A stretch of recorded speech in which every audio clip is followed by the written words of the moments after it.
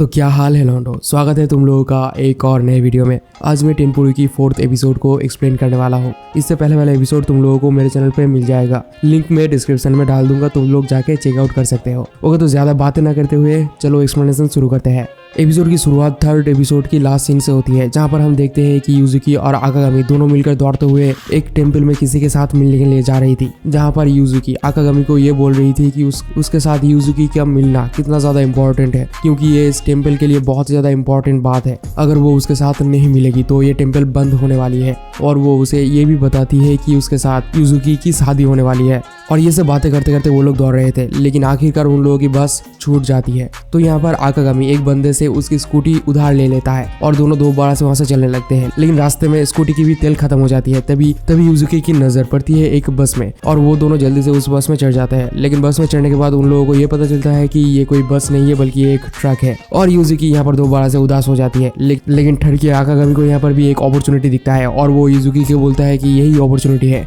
आकागामी उसे उसकी अपनी ट्रेडिशनल ड्रेस को पहनने के लिए कह देती है और यहाँ पर एक इंट्रो दिखाया जाता है। और इंट्रो के बाद ही हम लोग देखते हैं कि यूजुकी उस ड्रेस को पहन चुकी थी।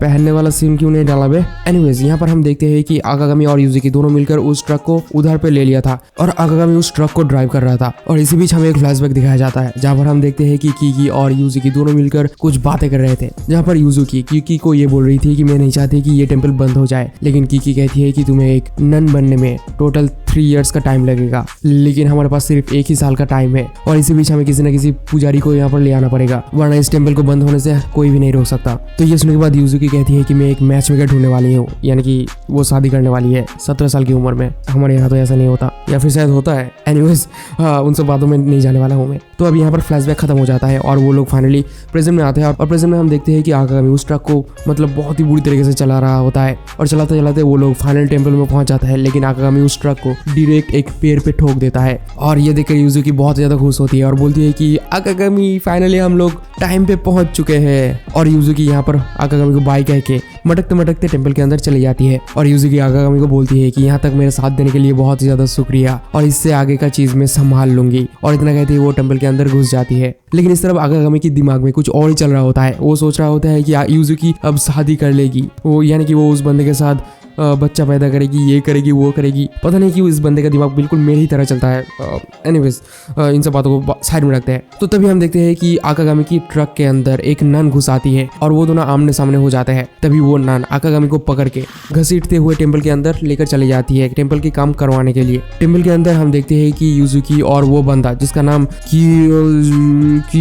कीजो हुआ था, वो दोनों आमने सामने होते हैं और वो दोनों एक दूसरे के बहुत ही पोलाइटली तरीके से एक दूसरे को ग्रीटिंग करते हैं। ऐसा तो हमारे यहाँ नहीं होता। और फिर वो दोनों वहीं पर बैठ के थोड़ा सा बातचीत करने लगते हैं। तभी यूजुकी की नज़र थोड़ा सा बाहर जाती है और वो देखती है कि बाहर ही आकागामी एक झाड़ू लेकर खड़ा हुआ है, जो देखकर यूजुकी की तो होश ही उड़ जाती है और वो सोचती है कि आकागामी यहाँ पर क्या कर रहा है। लेकिन यहाँ पर भी आकागामी के दिमाग में सिर्फ और सिर्फ वही चीज़ चल रहा होता है जो सब तुम्हारे दिमाग में हर वक्त चलते रहता है, यानी कि वो यही ख्याल में पड़ा हुआ होता है कि ये बंदा इसके साथ शादी कर लेगा, बच्चे पैदा कर लेगा, ये कर लेगा वो कर लेगा। मतलब समझ रहे हो ना, तुम लोग समझ जाओ। अगर नहीं समझ रहे हो तो एनीमे देख लो, जाके जाओ। तो यहाँ पर भी आकागामी अपने माइंड को डाइवर्ट करने के लिए अपने आप को मुक्के ही मुक्के छड़ने लगता है, जो देखकर यूजुकी तो और भी ज्यादा शॉक्ड हो जाती है और सोचती है कि ये बंदा आखिर कर क्या रहा है।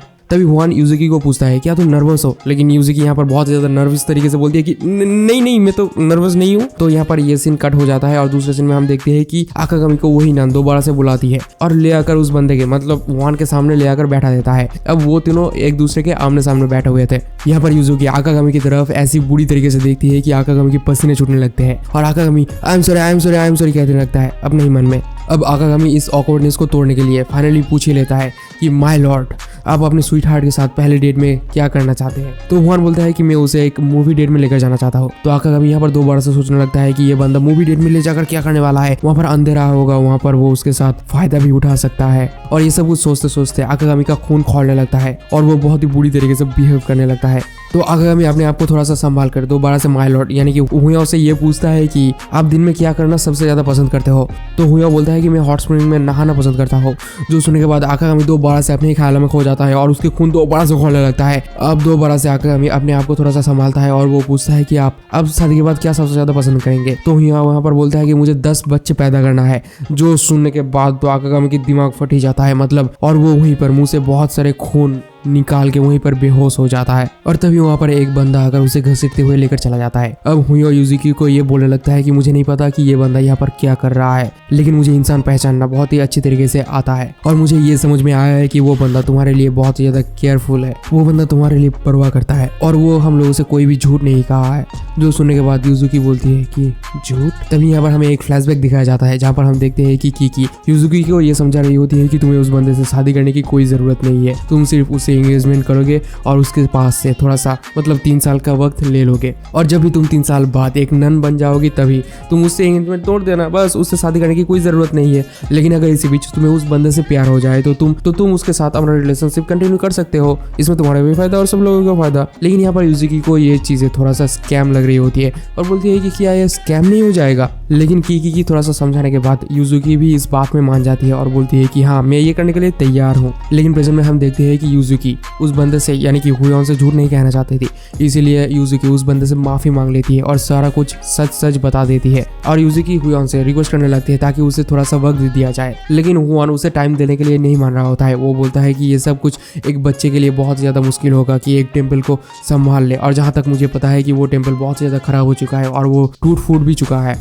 और उसे ठीक करना एक बेवकूफ़ी वाली काम होगी। और ये सब कुछ बातें आकागामी साइड में बैठकर सुन रहा होता है। तो आकागामी अब आकर हुयोन के सामने रिक्वेस्ट करने लगता है और वो बोलता है कि प्लीज उस टेम्पल को बख्श दो, प्लीज उस टेम्पल को खुला रखने दो। तो वो प्रीस्ट मतलब हुयोन बोलता है कि इसमें तुम्हारा भी फायदा होगा, अगर वो टेम्पल बंद हो जाता है तो तुम्हें कोई भी कर्ज नहीं देना पड़ेगा। लेकिन आकागामी यहाँ पर बोलता है कि मुझे कोई फर्क नहीं पड़ता, मैं चाहता हूँ कि वो टेम्पल खुला रहे और मैं चाहता हूँ कि यूजुकी हमेशा खुशी रहे। तो ये सुनने के बाद हुयोन आकागामी से बोलता है कि क्या तुम यूजुकी को पूरी जिंदगी खुशी रखोगे? आकागामी बोलता है कि हाँ रखूंगा। अब हुयोन दोबारा से बोलता है कि क्या तुम यूजुकी की बुरे वक्त में तुम उसके साथ रहोगे? तो आकागामी बोलता है कि हाँ मैं रहूंगा। क्या तुम लोग एक साथ एक हैप्पी फैमिली क्रिएट करोगे? तो आकागामी बोलता है कि हाँ मैं करूंगा। तो ये सब कुछ बातें सुनने के बाद और उन लोगों की डेडिकेशन सुनने के बाद हुयोन फाइनली मान ही जाता है उन लोगों को थोड़ा सा वक्त देने के लिए। अब उस टेम्पल से निकलते निकलते उन लोगों का रात हो जाता है और उन लोगों के बस भी छूट जाता है, इसलिए वो लोग पैदल ही चलते हैं स्टेशन की तरफ। तो चलते चलते आकागामी ये सोचकर बहुत ज्यादा खुश हो रहा होता है कि उन लोगों ने उस टेम्पल को बचा लिया है, जो देखकर यूजुकी भी थोड़ा सा इमोशनल हो जाती है और वो दौड़ के जाके आकागामी की आंखों को पकड़ लेती है ताकि आकागामी उसके रोते हुए चेहरे को ना देख पाए। लेकिन आकागामी उसके चेहरे को देख लेता है और बोलता है कि तुम ब्लश भी कर रहे हो और रो भी रहे हो, वो भी एक साथ। और ये देखकर यूजुकी भी बहुत ज्यादा एम्बेरस्ड हो जाती है। अब फाइनली वो लोग स्टेशन में पहुंचते हैं और स्टेशन में पहुंचने के बाद उन लोगों को पता चलता है कि उन लोगों की आखिरी ट्रेन भी छूट चुकी है, जो देखकर तो वो लोग बहुत ज्यादा शॉक्ड होते हैं। अब वो लोग डिसाइड करते हैं कि वो लोग बस से जाएंगे, लेकिन बाहर आकर उन लोगों को पता चलता है कि उन लोगों का बस भी छूट चुका है, मतलब वहाँ पर जो लास्ट बस था वो भी छूट चुका है। तो अब उन लोगों के पास और कोई चारा नहीं रहता, इसलिए वो लोग थोड़ा सा इधर उधर टहल रहे होते हैं और